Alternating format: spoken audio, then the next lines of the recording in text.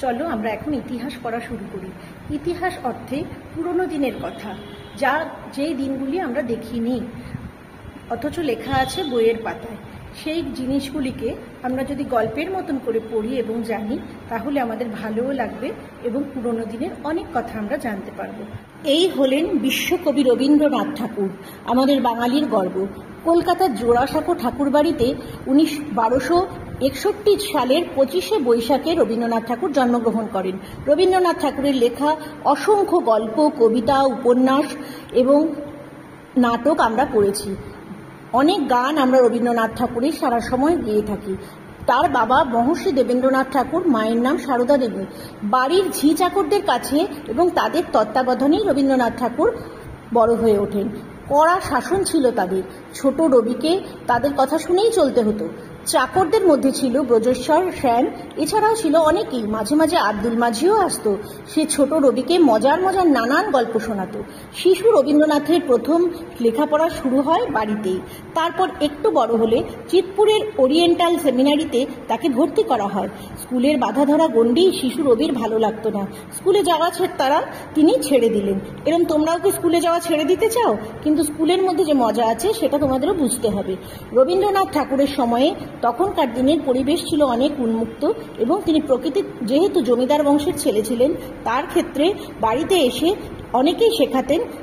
বিভিন্ন বিদগ্ধ লোকেরা তার সেই শিক্ষা তিনি গ্রহণ করেছিলেন। এরপর রবীন্দ্রনাথকে নর্মাল স্কুল, পরে বেঙ্গল একাডেমি ও আরও পরে সেন্ট জেভিয়ার্সে ভর্তি করা হয়েছিল। কিন্তু স্কুলের বাধা ধরা নিয়মকানুন তার ভালো লাগেনি। তখন থেকে বাড়িতেই বিভিন্ন গৃহশিক্ষকদের কাছেই তিনি পড়াশোনা করেছেন।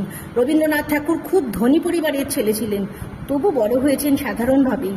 বাড়িতে লেখাপড়ার সাথে সাথে কিশোর রবির ব্যায়াম, গান, ছবি আঁকা শেখার নিয়মিত ব্যবস্থা ছিল। রবীন্দ্রনাথের ছোটবেলা থেকেই গানের গলা খুব সুন্দর। আবার ছোটবেলা থেকেই তিনি কবিতা লিখতেনও খুব সুন্দর। 9 বছর বয়সে রবীন্দ্রনাথের লেখা কবিতা আমসত্ব দুধে ফেলি, তাহাতে কদলি দলি, সন্দেশ মাখিয়া দিয়া তাতে, হাপুস হুপুস শব্দ, চারিদিক নিস্তব্ধ, পিপিরা কাঁদিয়া যায় পাতে। ছোট রবি কি শুধু গান গাইতেন? গান বাঁধতেও পারতেন, অর্থাৎ লিখতেও পারতেন ছন্দ দিয়ে, সুর দিয়ে।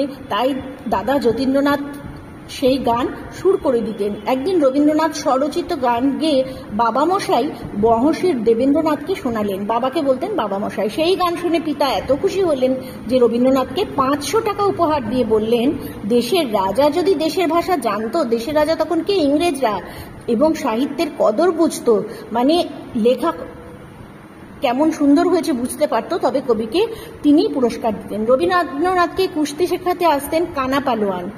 ছোট্ট রবি কুস্তি লড়া শিখতেন জোড়াসাঁকো ঠাকুরবাড়ির গোলবাড়ির বারান্দায় মাঠে। শীতকালে নামমাত্র কুস্তি শিখে গায়ে মাটি মাখামাখি করে চলে আসতেন বাড়িতে। রবীন্দ্রনাথ শুধু গান ও কবিতাই লেখেননি, ছোট গল্প, উপন্যাস, প্রবন্ধ, নাটক, ভ্রমণ কাহিনী প্রভৃতি লিখে সাহিত্যের সব দিক দিয়ে বিচরণ করেছেন। তার লেখা জনগণ মন অধিনায়ক জয় হে গানটি ভারতের জাতীয় সঙ্গীত। তারই রচিত আমার সোনার বাংলা আমি তোমায় ভালোবাসি এই গানটি বাংলাদেশের জাতীয় সঙ্গীত। একই কবির লেখা দুটি গান দুটি দেশের জাতীয় সঙ্গীত। পৃথিবীতে আরও কোথাও হয়নি এমনটি। রবীন্দ্রনাথের আর এক সৃষ্টি হচ্ছে শান্তিনিকেতনের বিশ্বভারতী বিশ্ববিদ্যালয়। 4 দেওয়ালের মধ্যে নহে, প্রকৃতির সঙ্গে মিশে জয় শিশুর প্রকৃত শিক্ষা, এই আদর্শেই তিনি বিশ্বভারতী বিশ্ববিদ্যালয়কে প্রতিষ্ঠা করেন। তার গীতাঞ্জলি কাব্যের জন্য 1913 খ্রিস্টাব্দে তিনি ইংরেজদের দেওয়া নোবেল পুরস্কার লাভ করেন। এই বাঙালির চিরকালের গর্বের বিষয়। ব্রিটিশ সরকারের নাইট উপাধি তাকে দেন ব্রিটিশ সরকার। জালিয়ানওয়ালাবাগে যখন ইংরেজরা ভারতীয়দের উপর খুব অত্যাচার করেন, তখন নিরীহ ভারতবাসীদের উপর গুলি চালানো রবীন্দ্রনাথ তার প্রতিবাদ করে ইংরেজদের দেওয়া সেই নাইট উপাধিও ত্যাগ করেছিলেন। এই মহান মনীষী 1941 খ্রিস্টাব্দের 7ই আগস্ট দেহত্যাগ করেন। তার কথা আমাদের অবশ্যই জানার প্রয়োজন। তিনিও ইতিহাসের একজন বিশেষ ব্যক্তিত্ব।